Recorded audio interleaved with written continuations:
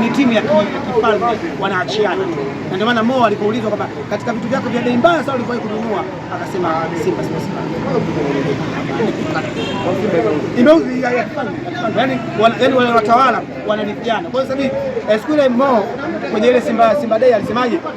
Akaanza kutambulisha. Unaona baba yangu yuko pale. Unamwona dada yangu, maana anawaambia wana Simba kwamba hii timu ni ya kifalme. Kwa hiyo nikitoka mimi baba yangu yuko pale, kuna mwanangu hapa, kuna dadangu. Kwa hiyo akitoka huyu Mo akimaliza kuitawala Simba, atakuja na mimi, atakuja na dada yake bwana kutoka. Yani hii uwezo, yani unaweza ukaitem kama finali, kwa sababu ukiangalia JKT Queens, mimi nimeanza kufuatilia mpira wa wanawake kitambo sana. JKT Queens ukiangalia ndio mabingwa, umeelewa? Alafu hawa ndio katika timu zile za awali za kike miongoni mwao, kwa sababu kuna Sayari, kuna JKT Queens, kuna Mbulahati Queens, hao ndio walikuwa manguli, umeelewa?